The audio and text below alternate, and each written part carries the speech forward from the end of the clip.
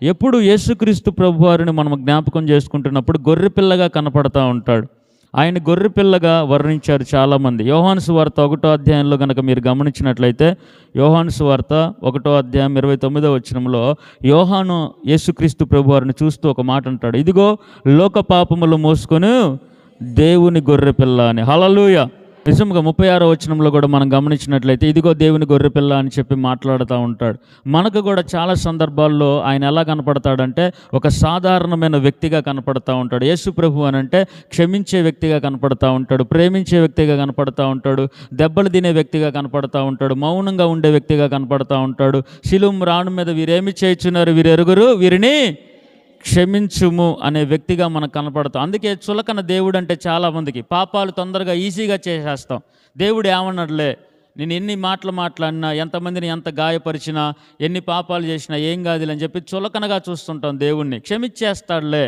మన దేవుడు ఎలాంటోడు, ప్రార్థనకు పోయి ఆయన గొర్రెపిల్ల కదా, పోయి ఆయన కాళ్ళ మీద పడంలోనే నేను ఎన్ని తప్పులు చేసినా ఎన్ని చేసినా సరే ఆయన క్షమాపణ గుణము కలిగినటువంటి వ్యక్తి, ఆయన గొర్రెపిల్లగా అని చెప్పి మనం చూస్తూ ఉంటాం. ఆయనలో ఉన్న ఆ మంచి లక్షణాలన్నింటినీ కూడా మనం ఎలాగంటే చేతగానితనంలో తీసుకుంటూ ఉంటాం చాలా సందర్భాలు. స్తోత్రం చెప్పండి ఒకసారి. హల్లెలూయా.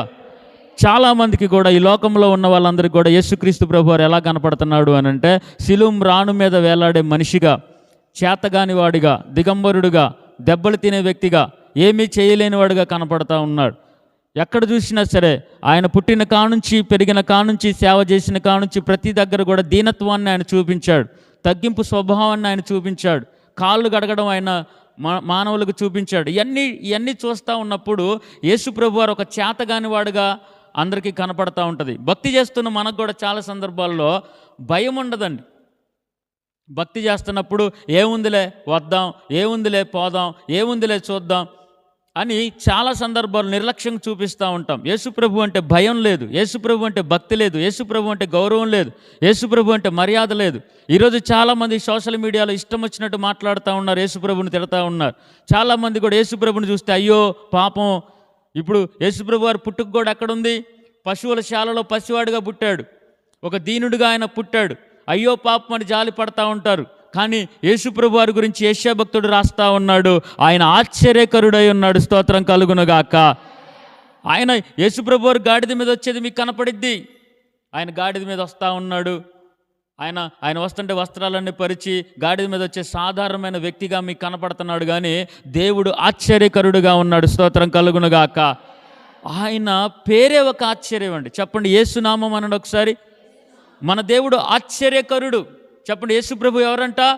ఆశ్చర్యకరుడు. అందుకే నీటి మీద నడిచాడు ఆయన, నీటిని ద్రాక్షరసముగా మార్చాడు. ఆయన నీటి మీద నడిచాడు, నీటిని ద్రాక్షరసముగా మార్చాడు. తుఫాన్లు సైతము కూడా నోటి మాట చేత ఆగు అని అంటే తుఫానులన్నీ కూడా మిక్కిలి నెమ్మలమయ్యాయి. స్తోత్రం కలుగునుగాక.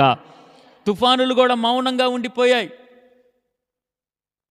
పొర్లుకుంటూ వస్తున్న తుఫాన్లు కూడా ఆయన గద్దించగానే మత్తయి సువార్త 8వ అధ్యాయం 26వ వచనం చూడండి ఒకసారి. మత్తయి సువార్త 8వ అధ్యాయము 26వ వచనంలో యేసుక్రీస్తు ప్రభువారు ఆ సముద్రముని గద్దించగా అది మిక్కిలి నిమ్మలమాయను. స్తోత్రం కలుగునుగాక. ఎందుకంటే ఆయన ఆశ్చర్యకరుడు. సుమారు 5,000 మంది పురుషులు వచ్చారు. మత్తయి సువార్త 14వ అధ్యాయాన్ని కనుక మీరు గమనించినట్లయితే అక్కడ 5,000 మంది పురుషులు, స్త్రీలు, పిల్లలు వాళ్ళందరూ వచ్చి 3 రోజులుగా యేసు ప్రభు వాక్యాన్ని వింటున్నప్పుడు ఆయన అన్నాడు, వీరందరికీ కూడా భోజనమును సిద్ధపరచు అని చెప్పినప్పుడు వీళ్ళందరికీ భోజనం సిద్ధపరచాలి అంటే మన దగ్గర డబ్బులు సరిపోవని చెప్పి వాళ్ళు చెప్తా ఉన్నారు. అప్పుడు దేవుడు ఏమన్నాడు అనంటే మీ దగ్గర ఏమున్నాయో అవి మాకు ఇవ్వండి అన్నాడు. అప్పుడు ఒక చిన్న కుమారుడు వచ్చి, చిన్న పిల్లోడు వచ్చి 5 రొట్టెలు 2 చేపలు ఇచ్చినప్పుడు దానిని దేవుడు 5,000 మందికి పంచిపెట్టాడు. స్తోత్రం కలుగునుగాక. మన దేవుడు ఆశ్చర్య కార్యములు చేయవాడు. మన దేవుడు దీనుడు కాదు, మన దేవుడు ఆశ్చర్యకరుడు. స్తోత్రం కలుగునుగాక. హల్లెలూయా. ఆయన ఆశ్చర్య కార్యములు చేయగలవాడు.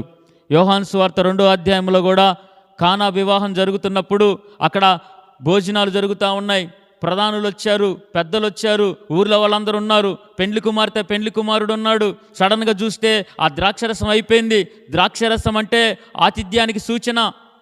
ద్రాక్షరసం అంటే పెద్దలను గౌరవించడానికి ఇచ్చేటువంటి పానీయం. అదే అయిపోయింది అని అంటే ఇంకెందుకు నువ్వు పెళ్లి చేసేది అని అంటారు. భోజనాల దగ్గరికి పోయి మనం చికెన్లోనో మటన్లోనో ఉప్పు తక్కువైతే భోజనాలు అసలు బాగాలేదని చెప్తూ ఉంటాం. అగౌరవం వచ్చేస్తుంటుంది, అమర్యాద వచ్చేస్తూ ఉంటుంది, పెళ్ళి మంచిగా జరగలేదనే మాట వచ్చేస్తుంది. కాబట్టి ఎంత కష్టమైనా ఎంత బాధ అయినా సరే భోజనాలు చాలా జాగ్రత్తగా వండిస్తామండి. మనం ఏం వండాలి, ఎవరితో మాట్లాడాలి, ఎవరిని తీసుకొని రావాలి, ఎలా ప్రిపేర్ చేయాలని చెప్పి ఎన్నో ఎన్నో ఎన్నో ప్లానింగ్స్ చేస్తూ ఉంటాం. కానీ అక్కడ కానా వివాహములో ద్రాక్షరసం అయిపోయింది. ద్రాక్షరసం కావాలంటే ద్రాక్షకాయలు కావాలా, పంచదార కావాలా, దాంట్లోంచి రసం తీయాలా, దాన్ని మొత్తం కలపాలి. ఇదంతా పెద్ద ప్రాసెస్. ద్రాక్షరసం వెంటనే కావాలంటే కష్టం.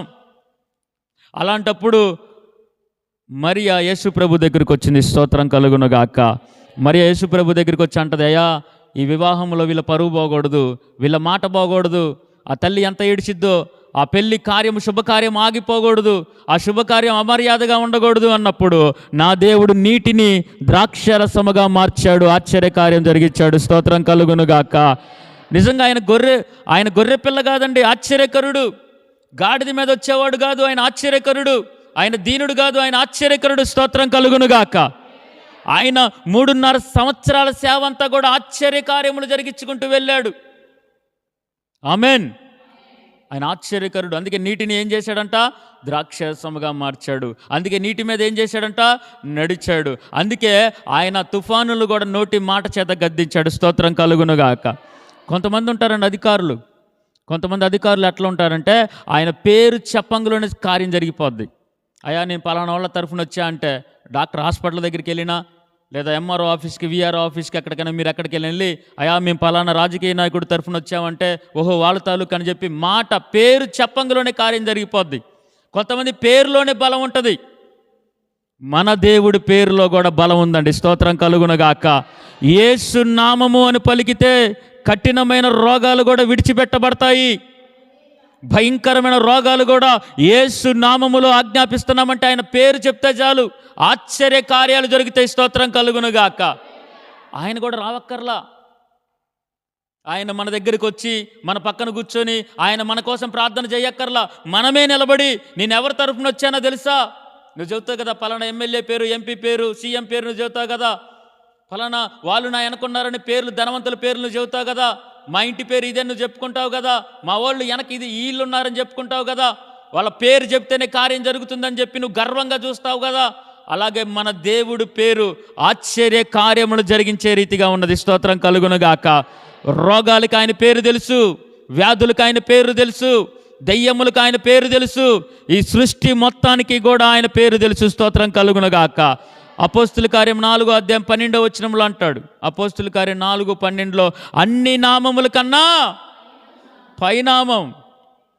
ఫిలిప్పీ పత్రిక 2:1 అంటాడు అన్ని నామముల కన్నా పైనామం ఆ నామం.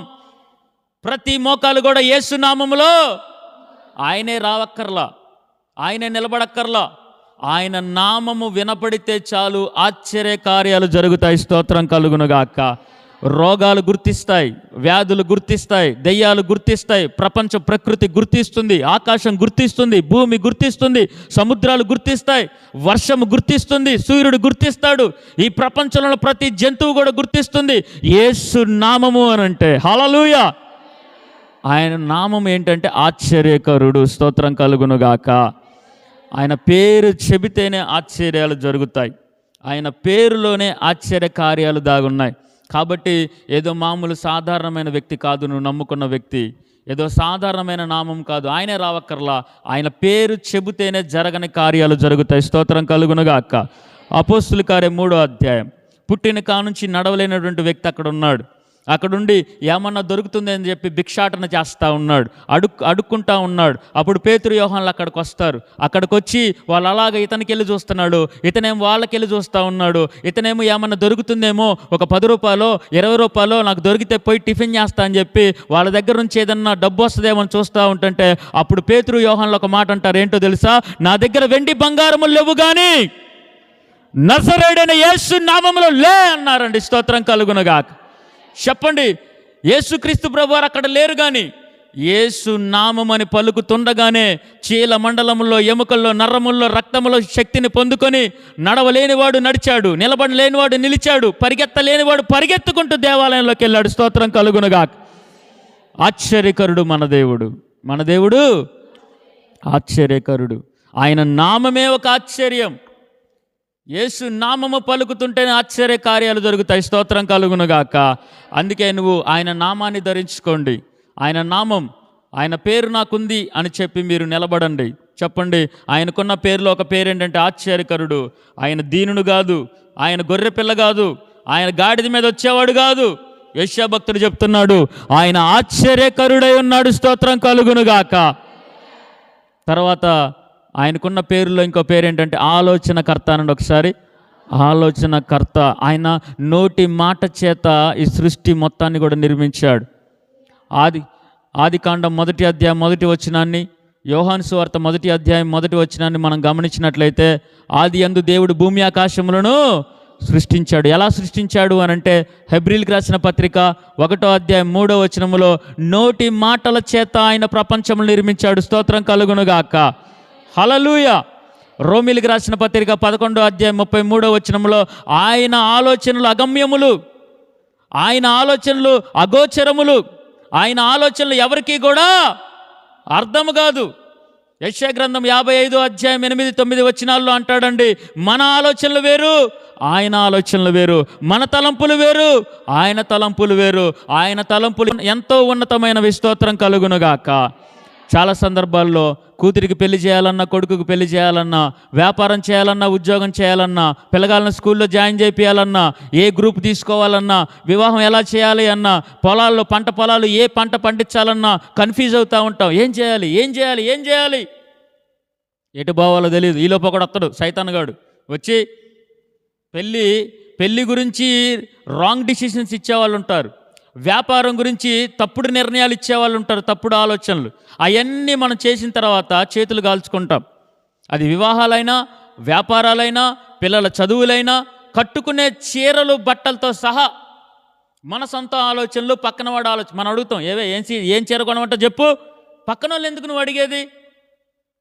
పెళ్ళిళ్ళ విషయాలు, వ్యాపారాల విషయాలు, చదువుల విషయాలు, ఉద్యోగాల విషయాలు, కట్టుకునే బట్టల విషయాలు, మనం కట్టుకునే ఇంటి నిర్మాణ విషయాలు, ఏ కలర్ వేయమంటావు, ఇంటికి రంగులు. చెప్పండి, మన దేవుడు ఆలోచనకర్త అయి ఉన్నాడు. స్తోత్రం కలుగునుగాక. నువ్వు ఎక్కడికి వెళ్ళాలో ఆయన చెప్పగలుగుతాడు, నువ్వేం చేయగలగాడో చెప్పగలుగుతాడు. నీ కూతురు వివాహమైనా, కొడుకు చదువులైనా, ఉద్యోగాలైనా, వ్యాపారాలైనా ఆలోచన చెప్పి నడిపిస్తాడు మన దేవుడు. స్తోత్రం కలుగునుగాక. సైతానుగాడు కన్ఫ్యూజ్ చేసేస్తూ ఉంటాడు. ఇది నిజమా? ఈ పండు తింటే నువ్వు చచ్చిపోతావా? లేదు తింటే నువ్వు దేవతలు అయిపోతావని చెప్పి అటొక మాట ఇటొక మాట చెప్పిస్తాడు. మనం వెళ్ళాల్సిన మార్గం కాకుండా వేరొక మార్గంలోకి నడిపిస్తూ ఉంటాడు. కాబట్టి మనుషుల మాటలు మీరు వినమాకండి, మనుషుల ఆలోచన చొప్పున మీరు నడవమాకండి, మీ సొంత ఆలోచనల చొప్పున మీరు నడవద్దు. ఆయనకు ఒక పేరుంది, ఆలోచనకర్త అయి ఉన్నాడు. స్తోత్రం కలుగునుగాక. హల్లెలూయా, హల్లెలూయా. ఎస్తేరుకి వివాహం కావట్లేదు. మొర్దెకై చూస్తున్నాడు. సడన్గా రాజుగారికి సంబంధాలు చూస్తూ ఉన్నారు. దేవుడు ఒక ఆలోచన కలిగించాడు. ఏంటి అని అంటే, అక్కడికి వెళ్ళండి అని. ధైర్యంగా వెళ్ళాడు. మరి మా కులం ఏంటి, వాళ్ళ కులం ఏంటి, మా స్టేటస్ ఏంటి, వాళ్ళ స్టేటస్ ఏంటి, మరి వాళ్ళేంటి, మేమేంటి, ఇవన్నీ చూడకుండా దేవుడు చూపించిన ఆలోచన ప్రకారము, దేవుడు చెప్పిన ఆలోచన ప్రకారము ధైర్యంగా వెళ్ళాడు, కార్యాలు జరిగించుకున్నాడు. స్తోత్రం కలుగునుగాక. ఈరోజు పిల్లల చదువుల్లో కన్ఫ్యూజ్ అవుతూ ఉన్నారు. వ్యాపారాలు చేసేటప్పుడు ఎక్కడ పెట్టుకోవాలి వ్యాపారం అని కన్ఫ్యూజ్ అవుతూ ఉన్నారు. సేవకులు కూడా సేవ చేసేటప్పుడు నేను ఈ ఊర్లో చేయాలా, ఆ ఊర్లో చేయాలని చెప్పి కన్ఫ్యూజ్ అవుతూ ఉన్నారు. పెళ్ళిళ్ళ విషయాలు, వ్యాపారాల విషయాలు, ఉద్యోగాల విషయాలు, సేవ విషయాలు, అన్ని విషయాల్లో కూడా కన్ఫ్యూజ్ అవుతూ తొందరపాటు నిర్ణయాలు తీసుకొని బురదలో కాలేసిన వాళ్ళు చాలామంది ఉన్నారు. కానీ దేవుడు చెప్తున్నాడు, ఆయన ఆలోచనకర్త అయి ఉన్నాడు. స్తోత్రం కలుగునుగాక. హల్లెలూయా. 1 సమూయేలు గ్రంథం 30వ అధ్యాయంలో దావీదు భక్తుడు వాళ్ళ భార్య, పిల్లల్ని, అక్కడ ఉన్న వాళ్ళందరినీ ఎత్తుకొని వెళ్ళిపోతూ ఉంటారు. డబ్బు, ఆస్తి అంతటిని కూడా తీసుకొని వెళ్ళిపోతూ ఉంటారు. అప్పుడు యెహోవాను బట్టి ధైర్యం తెచ్చుకుంటాడు దావీదు. ప్రార్థన చేస్తాడు, అయ్యా నేనేం చేయాలి ఇప్పుడు అని అంటే, నువ్వు వెళ్ళు, నువ్వు కోల్పోయినది మరలా నువ్వు పొందుకుంటావు. స్తోత్రం కలుగునుగాక. ఆలోచన చెప్పాడు. 4 దిక్కులున్నాయి, ఎటు పోవాలో తెలియదు, ఏం చేయాలో తెలియదు, ఎక్కడికి వెళ్ళాలో తెలియదు. దేవుడు ఆలోచన చెప్పి నడిపించాడు. స్తోత్రం కలుగునుగాక. ఈరోజు మన జీవితంలో కూడా నీకు ఆలోచన సరిగా ఉండట్లేదా? కన్ఫ్యూజ్ అవుతున్నావా? ఏం చేయాలో అర్థం కావట్లేదా? ఎడిపోవాలో ఏం చేయాలో అర్థం కావట్లేదా? రాత్రి అంతా కూడా పండుకొని ఆలోచిస్తూ ఉంటావు. తెల్లారితే ఏంటి నా పరిస్థితి, ఏం చేయాలి, నా పిల్లల పరిస్థితి ఏంటి, నా కుటుంబ పరిస్థితి ఏంటి నువ్వు అనుకుంటున్నావా? ఆలోచనకర్త అయిన వాడు నీకు ఆలోచన చెప్పి నడిపించునుగాక. ఆమేనని ఒకసారి. తొందరపాటు నిర్ణయాలు, తొందరపాటు ఆలోచనలు. చాలామంది తొందరపాటు ఆలోచనలు, తొందరపాటు నిర్ణయాలు తీసుకుంటూ ఉంటారు. కోపంలో వచ్చే నిర్ణయాలు తీసుకోకూడదు. చాలామంది ఎవరైనా ఏదైనా మాట అన్నారని చచ్చిపోదాం అనుకుంటారు, లేదా ఏదైనా ఎవరైనా మాట అంటే నేను వేరే ఊరు వెళ్ళిపోతా అంటారు, లేదా ఇంట్లోంచి బయటికి వెళ్ళిపోతా అంటారు. వీళ్ళు కూడా అంటారు తొందరపడి, పో, కూతురుని అంటారు, కొడుకుని అంటారు, భర్తను అంటారు, భార్యను అంటారు, ఇంట్లోంచి వెళ్ళిపో అని మాట్లాడుతూ ఉంటారు. ఈ తొందరపాటు ఆలోచనలన్నిటి కూడా సైతానుగాడు కలిగించేవి. తొందరపాటు ఆలోచనలన్నీ కూడా మనలో నుంచి, మన కోపంలో నుంచి వచ్చే ఆలోచనలన్నీ కూడా, అవన్నీ కూడా దేవుడి దృష్టిలో కొట్టివేయబడాలి. హల్లెలూయా. మన ఆలోచనలు ఆగిపోవాలి, సైతానుగాడు ఆలోచనలు ఆగిపోవాలి. ఎన్నిసార్లు నువ్వు గాయపరచబడ్డావు, నీ ఆలోచన, సొంత నిర్ణయాలు బట్టి ఎన్నిసార్లు నువ్వు గాయపరచబడ్డావు, సొంత ఆలోచన బట్టి, పక్కన వాళ్ళ ఆలోచనలు బట్టి ఎన్నిసార్లు నువ్వు కన్నీరు పెడతా ఉన్నావు. కాబట్టి ఆలోచనకర్త అయిన దేవుడి యొక్క ఆలోచన మన మదిలో మెదలాలి. స్తోత్రం కలుగునుగాక. నోవాహు పడవ కట్టేటప్పుడు ఆలోచన దేవుడిది. ఎన్ని కిటికీలు పెట్టాలన్నది దేవుడి ఆలోచన. ఇక్కడ కూడా కన్స్ట్రక్షన్ జరుగుతూ ఉంటుంటే ఒకడేమో అదంటాడు, ఒకడేమో ఇది అంటాడు, ఒక ఆమె ఇది అంటుంది, ఒక ఆమె అది అంటుంది. ఇటుకలు మోయమన్నా ఏమైనా అన్న సొంత ఆలోచనలన్నీ చెప్తూ ఉంటారు. అసలు దేవుడు ఏం చెప్పాడు మనకు ఉండదు ఆలోచన. స్తోత్రం చెప్పడు, 2 చేతులు పోయేది. భోజనాలు ఉండంటారా, మీటింగ్ పెట్టండి అంటే ఒక ఆయన 200 మందికి భోజనాలు ఉండారు, తిప్పి కొడితే 30 మంది కూడా రాళ్ళ తీసుకెళ్ళి బిర్యానీ మొత్తం పాడేశారు. దేవుణ్ణి అడగాలి, దేవా మరి ఎంతమంది వస్తారు ఏంటి ఎలా చేయాలని దేవుణ్ణి అడగాలి. నోవాహు దేవుడు ఆలోచనతో వెళ్ళాడు కాబట్టే నోవాహు పడవని నిర్మించగలిగాడు. స్తోత్రం కలుగునుగాక. బట్టలైనా, బంగారమైనా, వివాహమైన, ఉద్యోగమైన, మందిర నిర్మాణమైన, గృహ నిర్మాణమైన, నువ్వు కొనుక్కునే బట్టలైనా ఏదైనా సరే, దేవా నువ్వు నాకు ఆలోచన చెప్పి నడిపించు. స్తోత్రం కలుగునుగాక. నీ మార్గములు యెహోవాకు అప్పజెప్పుము, నీ ఆలోచన యెహోవాకు అప్పజెప్పుము. అడుగుడి. దేవుడికి లోబడడం అంటే ఏంటి? యాకోబు పత్రిక 4:7 అంటాడు, మీరు దేవుడికి లోబడుడి అంటారు. దేవుడికి లోబడటం అంటే ఏంటంటే మన ఆలోచన కొట్టివేయబడి దేవుడు ఆలోచన నెరవేర్చబడాలి. స్తోత్రం కలుగునుగాక. ఈ సొంత ఆలోచనలు కొట్టివే, ఊకి సలహాలు ఇవ్వమాక, సొంత నిర్ణయాలు చెప్పమాక, ఎడకొచ్చి పక్కన వాళ్ళకి చెప్పమాక, పెళ్ళిళ్ళు జరుగుతుంటే చెప్పమాక, పిల్లగాళ్ళ చదువులప్పుడు చెప్పమాక. మనకు అనవసరం అవన్నీ కూడా. ఒకవేళ ప్రార్థన చేసుకుంటే దేవుడు గనక బయలుపరిస్తే చెప్పాలి. స్తోత్రం కలుగునుగాక. ఎందుకంటే ఆకాశము గతించినా, భూమి గతించిన ఆయన మాట, ఆయన ఆలోచన గతించదు. స్తోత్రం కలుగునుగాక. కాబట్టి ఆలోచనకర్త అయిన దేవుడు మనకున్నాడు. ఆయన పేరు ఆలోచనకర్త. మనకు ఖచ్చితంగా ఆలోచన కలిగిస్తాడు. మన సొంత నిర్ణయాలు ఆగిపోవాలా, పక్కన వాళ్ళ నిర్ణయాలు ఆగిపోవాలా. నోవాహు ఓడ నిర్మించేటప్పుడు తన నిర్ణయం కాదు, దేవుడి నిర్ణయమే నెరవేర్చబడింది. స్తోత్రం. ఈరోజు మన జీవితాల్లో, మన పిల్లల జీవితాల్లో, మన కుటుంబ విషయాల్లో దేవుడు ఆలోచన నెరవేర్చబడునుగాక. మూడవదిగా బలమైన దేవుడు అన్నాడు ఒకసారి. బలమైన దేవుడు. మన దేవుడు మామూలు దేవుడు కాదు, బలమైన వాడు. ఇందాలు చెప్తూ వచ్చాను కదా, మన దేవుడు గాడిద మీద వచ్చేవాడు కాదు, మేఘాల మీద వచ్చేవాడు. స్తోత్రం కలుగునుగాక. మేఘాలనే వాహనముగా చేసుకున్నవాడు మన దేవుడు. స్తోత్రం కలుగునుగాక. ఆయన ఎంత బలమైన వాడంటే యాకోబు పత్రిక 2వ అధ్యాయంలో రాయబడి ఉంది, దెయ్యములు ఆయన చూడంగానే గడగడ వణికాయంట. దెయ్యములు కూడా ఆయన చూసి వణుకుతున్నాయి అంట. స్తోత్రం కలుగునుగాక. ఆయన బలమైన దేవుడు. చెప్పండి, మన దేవుడు ఎలాంటి దేవుడు అంట? బలమైన దేవుడు మన దేవుడు. ఈరోజు నువ్వు నమ్ముకున్న దేవుడు ఎటువంటి కార్యములైనా చేయగలడు. ఆదికాండం 18:14, ఇర్మియా గ్రంథం 32:27 ఆయన అంటున్నాడు, దేవుడికి అసాధ్యమంటూ ఏదీ లేదు, ఆయనకి అసాధ్యమంటూ ఏదీ లేదు. మనము గనక నమ్మకంతో ప్రార్థన చేస్తే అది భయంకరమైన ఎటువంటి రోగాలైనా, ఎటువంటి వ్యాధులైనా, ఎటువంటి స్థితి అయినా సరే మన దేవుడు బలమైన వాడు గనక బలమైన కార్యాలు జరిగిస్తాడు. స్తోత్రం కలుగునుగాక. అది ఎటువంటి కష్టమైన పరిస్థితులైనా, ఎటువంటి భయంకరమైన పరిస్థితులైనా నా దేవుడు బలమైన దేవుడు అని నమ్మగలగాలి. చెప్పండి, మన దేవుడికి ఉన్న పేరేంటంటే బలమైన దేవుడు అన్నాడు ఒకసారి. మన దేవుడు బలమైన దేవుడు, చేతగాని వాడు కాదు. యుద్ధము యెహోవాదే. అది ఎరుకో గోడలైనా కూలిపోతాయి, యోర్దాను నదులైనా చీలిపోతాయి, ఎర్ర సముద్రాలైనా సరే ఆరిన్నేలగా మార్చబడతాయి. అగ్నిగుండమైనా సరే మసి వాసన అంటకుండా తేగలడు మన దేవుడు. సింహాల నోలనైనా మూయించగలడు మన దేవుడు. చరిత్రను మార్చగలడు మన దేవుడు. ఇదిగో రాజ్యాలను మార్చగలడు, దించగలడు మన దేవుడు. రాజులను గద్దె దింపి గడ్డె మేపించగలడు మన దేవుడు. మన దేవుడు అధికారులను మార్చగలడు, అధికారములను మార్చగలడు, శాసనాలను కూడా కొట్టివేయగలడు, మరణాలను కొట్టివేయగలడు, మరణపు ముళ్ళును విరవగలడు, సమాధులను తెరవగలడు, మరణాన్ని జయించి బయటికి లాగలడు. స్తోత్రం కలుగునుగాక. సమాధులు ఆయన ఆపలేకపోయాయి, మరణం ఆయన్ని బంధించలేకపోయింది, వ్యాధులు ఆయన్ని బంధించలేకపోయాయి, చావు కూడా చచ్చిపోయింది ఆయన ముందు. ఆమేన్. చావు కూడా చచ్చిపోయింది. కాబట్టి ఆయన బలమైన దేవుడు. అందుకే అంటారండి, సమాధిలో ఆయన లేడు. మీరెందుకు సమాధుల్లో వెతుకుతున్నాడు? ఆయన మామూలు మనిషి అనుకొని సమాధుల్లో వెతుకుతున్నావా? ఆయన చెప్పిన రీతిగానే 3వ రోజు పునరుద్ధానుడిగా లేచాడు. స్తోత్రం కలుగునుగాక. సమాధిని చీల్చుకుంటూ, చావును చంపుకుంటూ, మరణపు ముళ్ళను విరుచుకుంటూ సశరీరుడుగా పైకి లేచాడు. స్తోత్రం కలుగునుగాక. మన దేవుడు బలమైన వాడు. మన దేవుడు పుట్టడం కాదు, సావుని చంపడం గొప్పతనం. పుట్టడం ఏముంది? నువ్వు పడుతున్నా, నేను పడుతున్నా.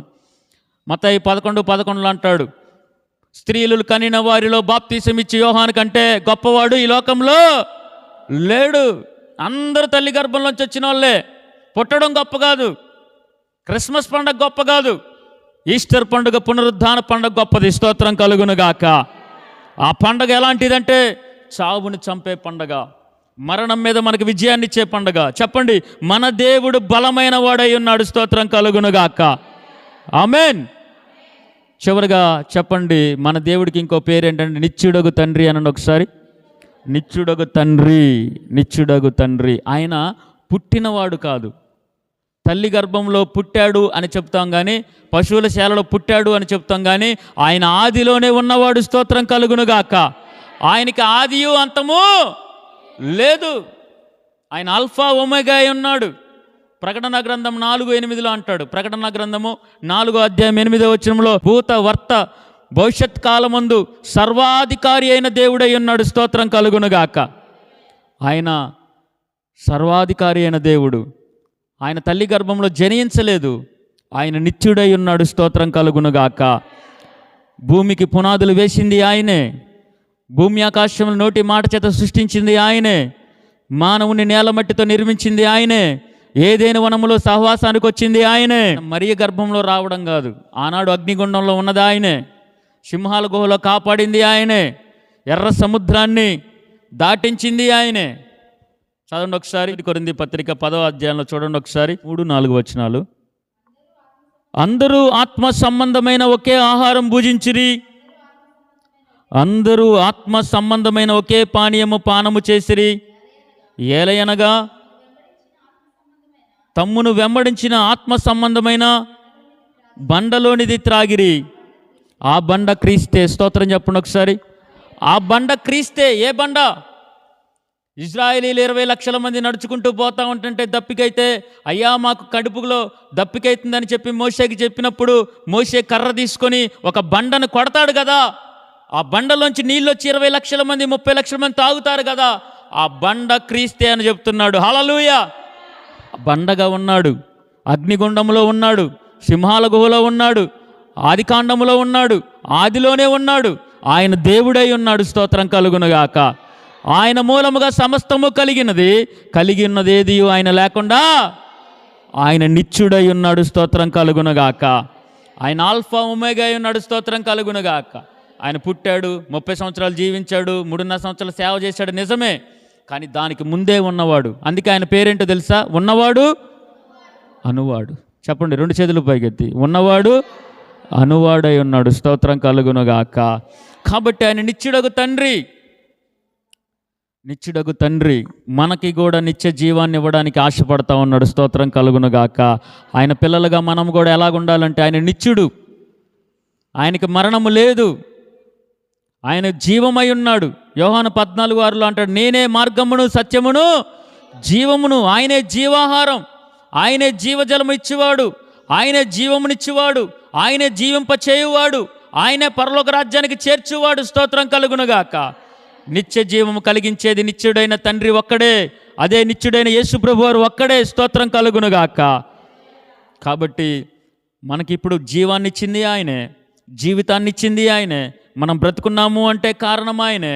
మనం చనిపోయిన తర్వాత వెంట మనల్ని లేపేది కూడా ఆయనే.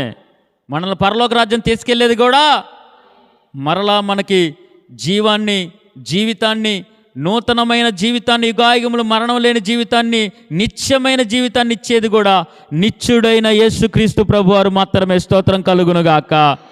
కాబట్టి ఆయన దీనుడు కాదు, నిత్యుడు. చెప్పండి, ఆయన దీనుడు కాదు. మీరు పద్దాల బల్లారాధన చేసేటప్పుడు జాగ్రత్త.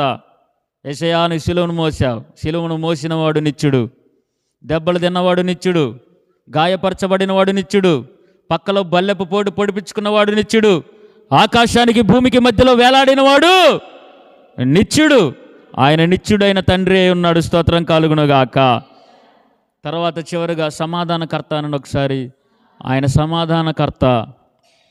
ఆమేన్. దేవుడికి మనకిని, తండ్రి అయిన దేవుడికి మనకి మధ్యవర్తిగా ఉన్నాడు. సమాధానాన్ని అనుగ్రహించాడు. ఈరోజు నీ జీవితంలో ఏ సమాధానము లేదో ఆ సమాధానానికి కర్తే దేవుడై ఉన్నాడు. ఆమేన్. రోమిలికి రాసిన పత్రిక 16:20, రోమిలికి రాసిన పత్రిక 16:20లో అంటాడు, సమాధానకర్త అయిన దేవుడు, హల్లెలూయా, సమాధానకర్త అయిన దేవుడు అపవాదిని మీ కాళ్ళ కింద శీఘ్రముగా తొక్కించును. స్తోత్రం కలుగునుగాక. ఆయన సమాధానకర్త అయిన దేవుడు అపవాదిని ఓడించబోతున్నాడు. నీ ద్వారా, నా ద్వారా సమాధానాన్ని తేబోతున్నాడు ఈ ప్రపంచానికి, ఈ ఊరికి, మీ కుటుంబాలకి, మీ బంధువులకి, మీ స్నేహితులకి. నీ ద్వారా సమాధానాన్ని తేబోతున్నాడు నా దేవుడు. స్తోత్రం కలుగునుగాక. ఒకప్పుడు నీ కుటుంబం ఎట్లుంది?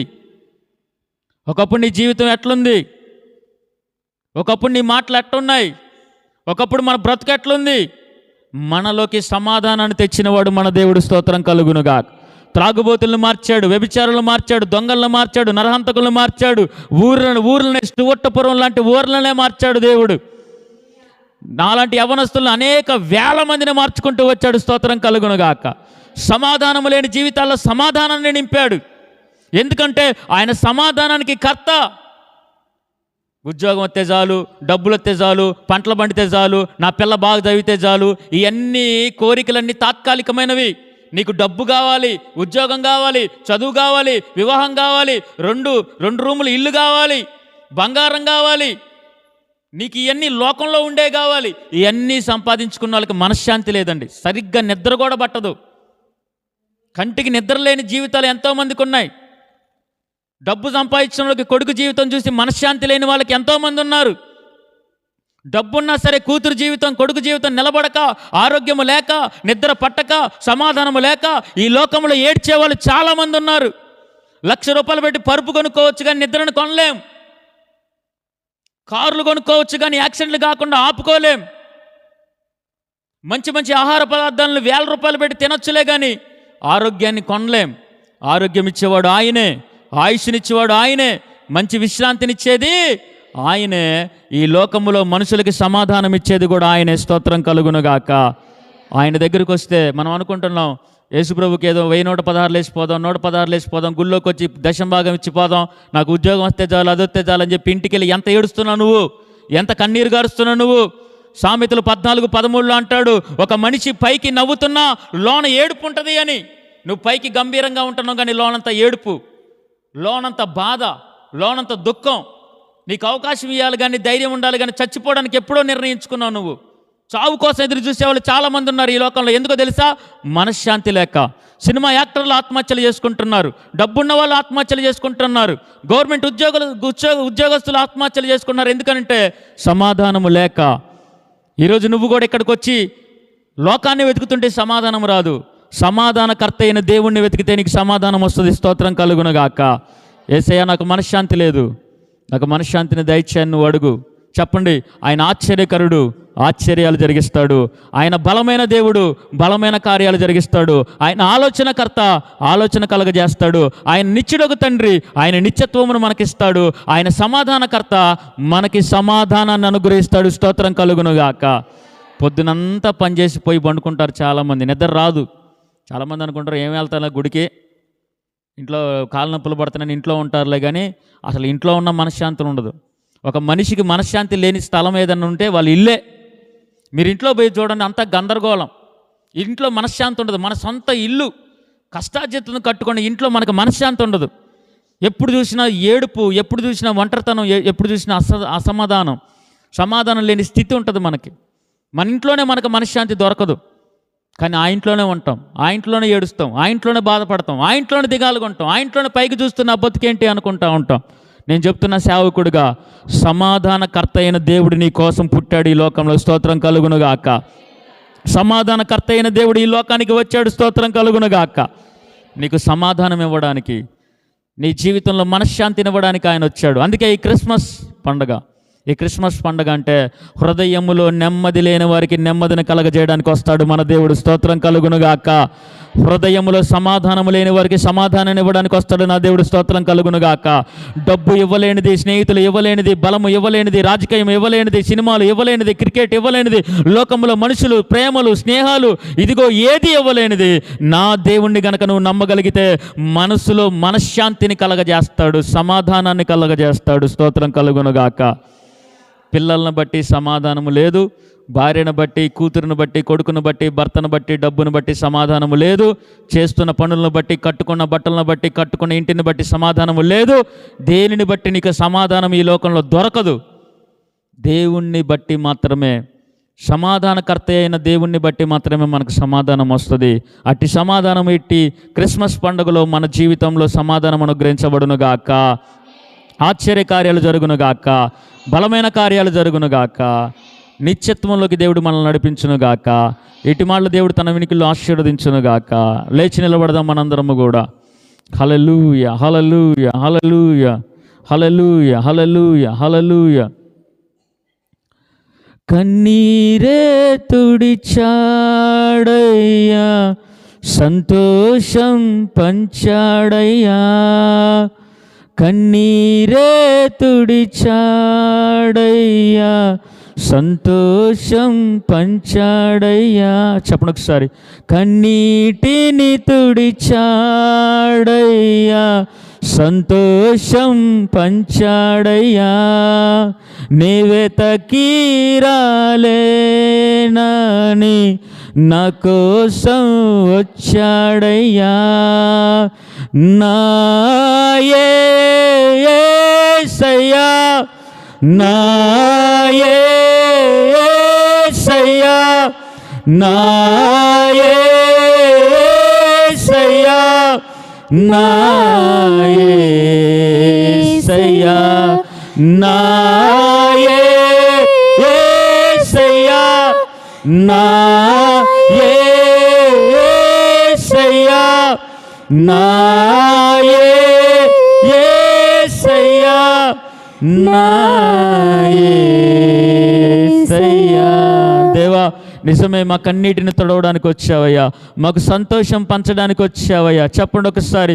నా ప్రాణం యేసయ్యా, నా జీవం యేసయ్యా,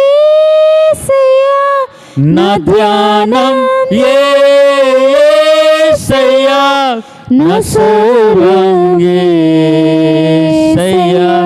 నా ప్రాణం యేసయ్యా, నా జీవం యేసయ్యా, నా ధ్యానం యేసయ్యా, నా సర్వం యేసయ్యా. దేవా, ఒకసారి చెప్పండి చివరిగా. యేసయ్యా, ఆశ్చర్యకరుడా మా జీవితాల్లో ఆశ్చర్యాలు జరిగించు. బలమైన దేవుడా మా జీవితాల్లో బలమైన కార్యాలు జరిగించు.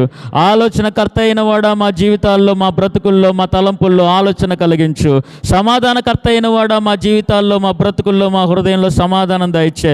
నిత్యుడైన వాడా మాకు నిత్యత్వమును దయచే. ఓడిపోతున్నామయ్యా, పండగలు వస్తున్నాయి పోతున్నాయి, సంవత్సరాలు వస్తున్నాయి పోతున్నాయి, వయసు పెరుగుతుంది, బలం క్షీణించిపోతుంది, కళ్ళు కనపడట్లేదు, ఎముకలలో సత్తువు తగ్గిపోతుంది. అయ్యా, ఎప్పుడు మరణిస్తామో తెలియని పరిస్థితుల్లో ఉంటున్నాం. పండగలు నాయన వస్తున్నాయి పోతున్నాయి కానీ నామకార్థంగా మారిపోతున్నాయి. సంతోషం మాకుండట్లా, సమాధానం మాకుండట్లా, ఆశ్చర్యాలు మేము పొందుకోలేకపోతున్నాం. కానీ నువ్వు ఆశ్చర్యాలు జరిగించడానికే ఈ లోకానికి వచ్చావు, స్తోత్రం కలుగునుగాక. బలమైన కార్యాలు జరిగించడానికే ఈ లోకానికి వచ్చావు, స్తోత్రం కలుగునుగాక. మాకు నిత్యత్వాన్ని ఇవ్వడానికేమో ఈ లోకానికి వచ్చావు, స్తోత్రం కలుగునుగాక. మమ్మల్ని సంతోషపరిచి సమాధానం ఇవ్వడానికే ఈ లోకానికి వచ్చావు, స్తోత్రం కలుగునుగాక. ఎవరైతే పిల్లల్ని బట్టి బాధపడుతూ సంతోషం లేక జీవిస్తున్నారో, నా కూతురు జీవితంలో, నా కొడుకు జీవితంలో ఒక ఆశ్చర్యం జరగాల, ఒక అద్భుతం జరగాల, నాకు సమాధానం రావాలా, నేను దేవుని తెలుసుకోవాలని అందరైతే అనుకుంటున్నారో, నీ కుటుంబాల్లో ఆశ్చర్య కార్యాలు జరుగునుగాక. నీ పిల్లల విషయాల్లో ఆశ్చర్య కార్యాలు జరుగునుగాక. నీ కుటుంబంలో అద్భుతాలు జరుగునుగాక. వివాహాల్లో కార్యము జరుగునుగాక. ఉద్యోగాల విషయాల్లో కార్యము జరుగునుగాక. చదువుల విషయాల్లో ఆశ్చర్యం జరుగునుగాక. వ్యాపారాలు, పంట పొలాల విషయాల్లో కార్యము జరుగునుగాక. నిత్యుడైన దేవుడు నిన్ను నిత్యత్వంలోకి ప్రవేశింపజేయునుగాక. దేనికైతే నువ్వు ఎదురు చూస్తున్నావో ఆ కార్యము నీ కుటుంబంలో జరుగునుగాక. గుండెల మీద చేసుకుని, దేవా నేను ఎందుకు బ్రతుకుతున్నానో నాకే తెలియట్లేదు, కొన్నిసార్లు మరణం వస్తే బాగుండాను అనుకుంటున్నానేమో, ఆ అసమాధానము తీసేసి, ఆ మనశ్శాంతి లేని స్థితిని తీసివేసి, ఎవరైతే డబ్బున్నా సంతోషము లేక, పిల్లలున్నా సంతోషము లేక, మంచి ఇల్లున్నా సంతోషము లేక, పంట పొలాలు స్థలాలున్నా సంతోషము లేక, చుట్టూ కూడా 100 మంది జనమున్నా సంతోషము లేక, పేరు, బలము, అధికారము ఇదిగో అన్నీ ఉన్నా సరే సంతోషము లేక, రాత్రిపూట ఏడుస్తూ మంచం మీద కుమిలిపోతున్న ప్రతి ఒక్కరికి కూడా యేసుక్రీస్తు నామములో సమాధానము కలుగునుగాక. ఓడిపోయిన బ్రతుకుల్లో ప్రతి ఒక్కరికి సమాధానము కలుగునుగాక.